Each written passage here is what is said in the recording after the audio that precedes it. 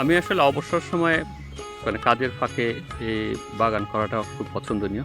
অবসর সময়টা কাটে প্লাস সেই সাথে নিজের হাতে ফলানো সবজি খেতেও ভালো লাগে।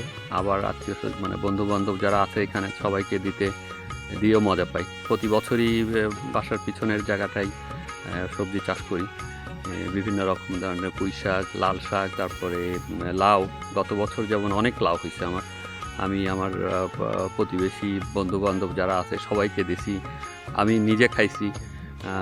শুধু তাই না, আমার ফ্রিজ আপ করা সবজি অলমোস্ট আমার গত বছরে কেনা লাগেনি। লাউ, পালং শাক, স্পিনাচ যেটা, তারপরে লাল শাক, মূলা শাক, তারপরে করলা খুব ভালো হয়েছে গত বছরে। এবারও লাগাচ্ছি সব, হয়তো আশা করি হবে। সবচেয়ে মজার ব্যাপার হচ্ছে যে নিজের হাতে লাগানো গাছ আস্তে আস্তে বড় হয় নিজের সামনে, তারপর একসময় উঠাই। খেতেও যেমন সুস্বাদু, সেই সাথে সবাইকে দিয়ে আনন্দ পাই। এবছর আমি লাগাচ্ছি, বিন লাগাইছি, তারপরে লাল শাক, স্পিনাচ, বেগুন, কাঁচামরিচ, সিম, বিশেষ করে সিম এবং লাউ এই দুটা হলো মেন আকর্ষণ। এগুলা হয় অনেকে সবই লাগাইছি এবারে। তো আরও শশা আছে অনেক, গত বছর অনেক শশা হয়েছে আমার।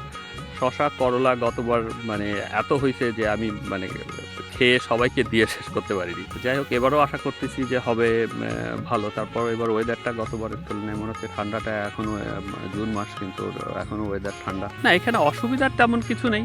যেমন গত বছর আমার আর অনেক করলা হয়েছে যে আমার প্রতিবেশীর জায়গার মধ্যে চলে গেছে। একদিন সকালে দেখি আমি এক ব্যাগ করলা আমার দরজার সাথে ঝুলে রেখে গেছে।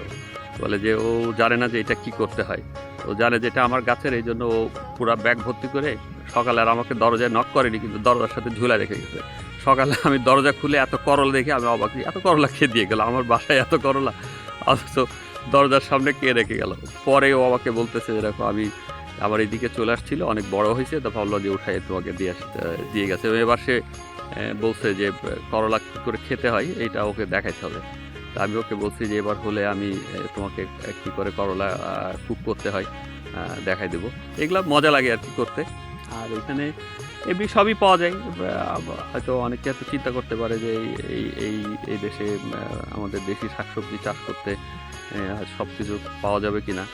আসলে তা না, সবই এইখানে, বরং আমাদের দেশের থেকেও আমার কাছে মনে হয় অনেক জিনিস পাওয়া যায় যেগুলো খুব হ্যান্ডি এবং ভালো, কাজ করার জন্য খুব সহজ। কীটনাশকের সমস্যা খুব একটা হয় না, তবে যেমন গত বছর হয়নি আমার, তার আগের বছর কিছুটা সমস্যা দেখা দিচ্ছিল। তা আমি এটা just simple soap water spray করতাম, যেটাতে মোটামুটি কয়েকদিন দিলেই দেখা যায় যে আর ওইটা থাকে না।